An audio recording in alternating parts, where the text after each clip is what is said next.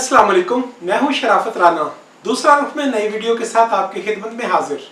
एक नई सीरीज शुरू की है। इस सिलसिला की पहले एक वीडियो रिकॉर्ड हो चुकी है। 50 साल में मीडिया का मारूफ बयानिया है। 50 साल तक मुसलसल आवाम को टीच किया गया है, पढ़ाया गया है कि भुट्टो ने ये काम गलत किए। तो मैंने इस सीरीज का नाम भुट्टो की गलती ही तजवीज़ किया है। सुप्रीम कोर्ट और पाकिस्तान के आला अदलिया के मौजू पर पहले मारूजात पेश कर चुका हूं। आज हम अफगान जिहाद और इस्लामाइजेशन के बारे में कुछ जानने की कोशिश करते हैं।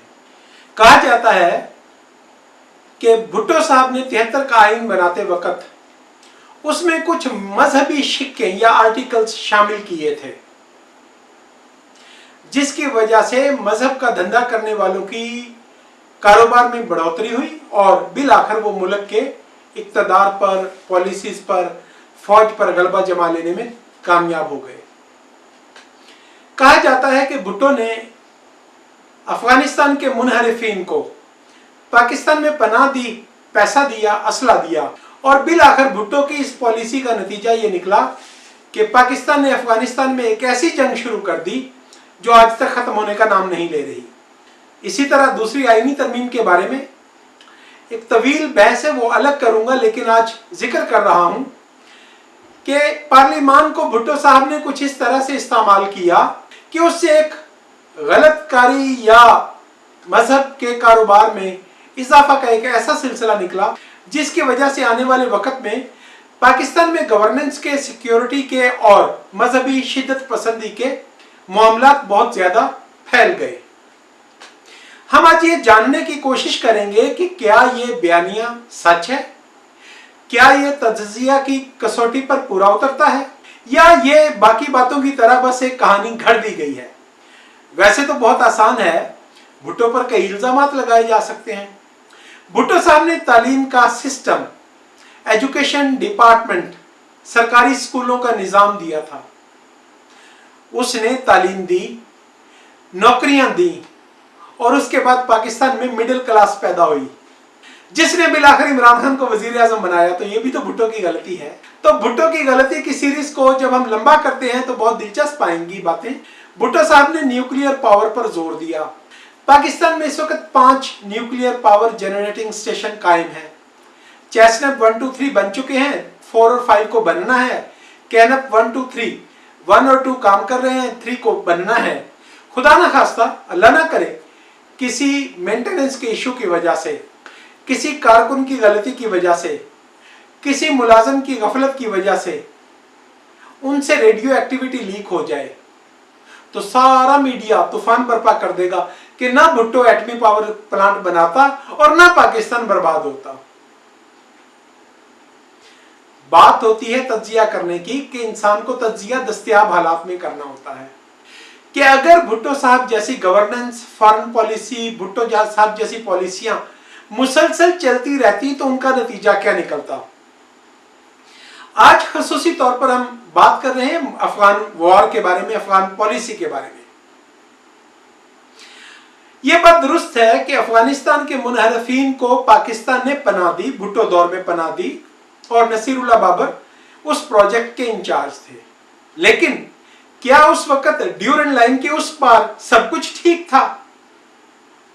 जब हम तज्जिया करते हैं तो तमाम हालात और वाकयात का अंदाजा लगाते हैं।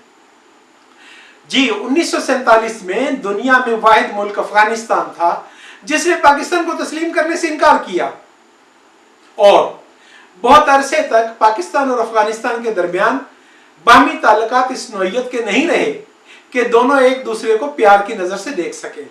अफगान हुकूमत पर बारहा पाकिस्तान के अंदर दखल अंदाजी के इल्जामात लगे, मुकदमा चलाए गए और बारहा हथियार पकड़े गए, मुख्तलिफ तरह के मामला सामने आए। आज ये बात समझ लें, जान लें, सच ये है कि पहली बार भुट्टो के दौरे हुकूमत में पाकिस्तान के अफगानिस्तान के साथ पुरअमन बकाए बाहमी पर मबनी ताल्लुकात पैदा हुए।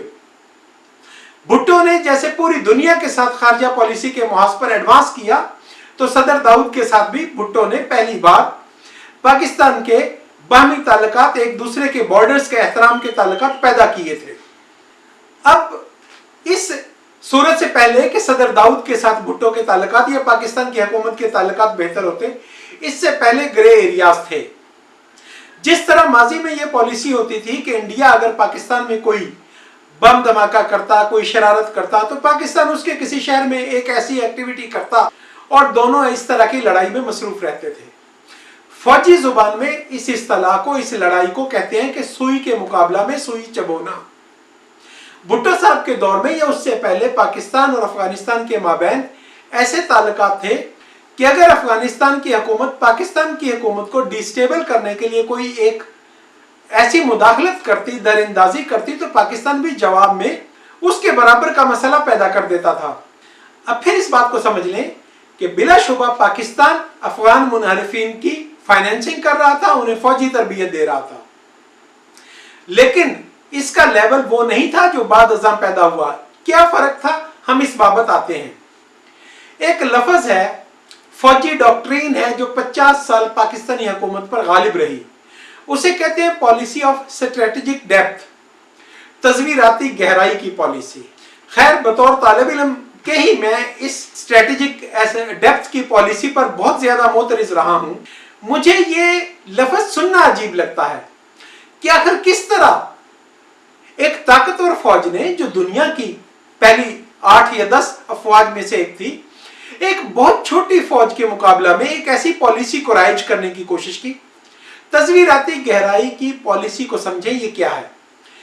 ये ऐसी पॉलिसी है, ये कहती है कि खुदा न खास्ता इंडिया ने पाकिस्तान पर हमला किया तो पाकिस्तानी फौज मुकाबला को तरजीह नहीं देगी। पाकिस्तानी फौज पाकिस्तानी अवाम को दुश्मन मुल्क की अफवाज के रहमो करम पर छोड़कर अफगानिस्तान में पनाह ले लेगी और अपने एसेट्स को बचा लेगी। खुदा की पनाह, मैं तो इस बात को सोचने समझने से कासिर हूं। लेकिन बहरहाल एलानिया और फखरिया तौर पर हमीद गुल साहब इस बात का क्रेडिट लेते थे कि वो इस सोच के फाउंडर हैं और इस इनकलाबी डॉक्ट्रिन को उन्होंने पाकिस्तान की वॉर स्ट्रेटेजी में शामिल करवाया है। खैर, अब हम वापस आते हैं और भुट्टो के दौर में इस लफ्ज को, इस डॉक्ट्रिन को तलाश करने की कोशिश करते हैं।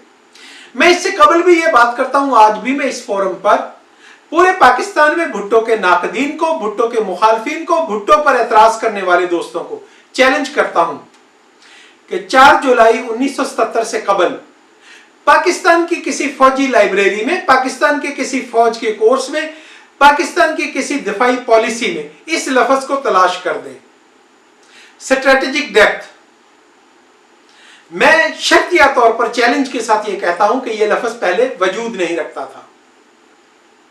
अब क्या हुआ, भुट्टो ने अपनी कामयाब पॉलिसी, जिसे सुई के मुकाबला में सुई चबोने के जरिए सरदार दाऊद को डिबेट पर आमादा किया और भुट्टो और सरदार दाऊद के पाकिस्तान के माबैन अच्छे ताल्लुकात कायम हुए। फिर क्या हुआ, अब यहां पर भुट्टो का मुकाबला पाकिस्तानी फौज के साथ नहीं है, एक ग्रैंड डिजाइन के साथ है। एक ग्रैंड डिजाइन, एक बैनुल अक़वामी एस्टेब्लिशमेंट जो पूरी दुनिया के नक्शे बदलने की जद्दोजहद करती है। भुट्टो का तख्ता उलटा गया, नया इलेक्शन करवाने की मुहिम को तब्दील करके इस्लाम के निफाज की मुहिम बनाया गया। उसके बाद इस्लाम की एक नई डेफिनेशन की गई। इस्लाम को किताल, जिहाद और अवाम के साथ दुश्मनी और लोगों पर अपना किताल के जरिए दबदबा कायम करने का एक मजहब बनाकर पेश किया गया। इस्लाम की डेफिनेशन के लिए कुतब, कुरानी कायदे अमेरिका में तैयार किए गए। अब हुकूमत पाकिस्तान स्ट्रेटेजिक डेप्थ और बैनुल अक़वामी पॉलिसी, जिसमें अमेरिका लीड कर रहा था और सऊदी अरब फाइनेंसिंग कर रहा था। अब आप तसव्वुर कर सकते हैं कि ये सब काम भुट्टो साहब की मौजूदगी में होना मुमकिन थे। मैं आपको मिसाल देता हूं, कारगिल ऑपरेशन हुआ।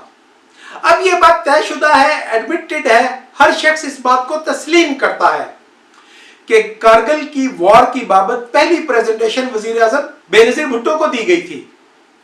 तो सियासतदान वो शख्स होता है जो दूर तक नजर दौड़ाता है, जो मामलात को दूर अंदेशी के साथ समझने की कोशिश करता है। परवेज मुशर्रफ जो उस वक्त कोर कमांडर मंगला थे या किसी और ओहदा पर थे, उन्होंने ब्रीफिंग दी, पाक फौज ने ब्रीफिंग दी कि पाकिस्तान कारगिल लेह रोड को काट कर एक एरिया पर अपना कब्जा मजबूती के साथ कायम कर सकता है। वजीर आजम भुट्टो ने प्रॉम्प्ट बगैर किसी सोच समझ के फौरी सवाल किया कि जब हम वो कब्जा मुस्तहकम कर लेंगे, उस इलाके का कंट्रोल हासिल कर लेंगे, तो इसके बाद क्या होगा? यानी बैनुल अक़वामी दुनिया, खारजा पॉलिसी, डिप्लोमेसी की जुबान में हमारे साथ क्या सलूक किया जाएगा? मोहतरमा बेनजीर भुट्टो ने सवाल किया कि क्या सऊदी अरब हमारे उस पोजेशन को तस्लीम कर लेगा, हमारे साथ खड़ा होगा? आगे से खामोशी मिली तो ये प्रोजेक्ट ड्रॉप हो गया और बिल आखिर मियां मोहम्मद नवाज शरीफ की बैनुल अक़वामी मामलात पर कमजोर गिरफ्त के बायस ये प्रोजेक्ट किया गया और नाकामी हुई। मैं आज भी पूरे यकीन से कहता हूं कि जब ऑपरेशन जिब्राल्टर हुआ था, अगर कोई मुंतखब हुकूमत होती, अगर कोई समझदार आदमी वजीर आजम पाकिस्तान होता और उसके सामने ये प्रेजेंटेशन दी जाती, तो वो यकीनी तौर पर यह सवाल करता कि इसके बाद क्या होगा। अब हम वापस आते हैं कि अफगानिस्तान की वॉर से पहले भुट्टो को खत्म करना, कत्ल करना क्यों जरूरी था? अगर एक ताकतवर सियासी दिमाग पाकिस्तान के अंदर मौजूद होता तो वो रूस की गर्म पानियों तक रसाई की कहानी को मान लेता, सवाल ही पैदा नहीं होता। सियासतदान मामलात को दूरअंदेशी के साथ दूर तक देख रहा होता है। जब पाक फौज को यह पढ़ाया गया कि पाकिस्तान अफगानिस्तान पर हमला करके, रूस को हमला करके जिक पहुंचाएगा, तो यकीनी तौर पर जुल्फकार अली भुट्टो ये सोचते कि इसके बाद क्या होगा। अब यह बात नोट कर लें कि भुट्टो की जिंदगी में अफगान वार मुमकिन नहीं थी। अब यह कहना कि भुट्टो की पॉलिसी का नतीजा मजहबी शिद्दत पसंदी निकली, ये उससे बड़ा लतीफा है। भाई ऐसा नहीं हुआ कि उस वक्त जो उलमाए कराम थे, जो मौलाना साहिबान थे, जो मजहबी लीडर शुमार होते थे, जिनके साथ भुट्टो साहब ने बैठकर 1973 का आईन बनाया, कि उन्होंने बंदूक पकड़ ली हो। ऐसा नहीं हुआ।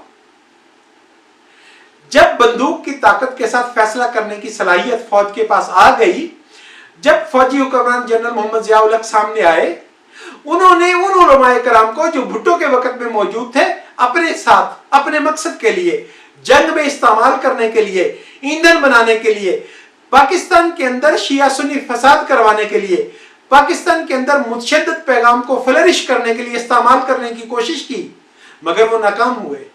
4 जुलाई 1977 से पहले का कोई आलम दीन जो सियासत में मारूफ था, जो बड़ा सियासी लीडर था, वो अफगान जिहाद के लिए तैयार नहीं हुआ, वो अफगान जिहाद में इस्तेमाल नहीं हुआ। हाँ, फौज ने, जनरल मोहम्मद जियाउल हक ने, हमीद गुल ने और उन लोगों ने जो स्ट्रेटेजिक डेप्थ की पॉलिसी को डॉक्ट्रिन बनाकर फौज पर नाफिज कर चुके थे, उन्होंने नए उलमाए कराम पैदा किए।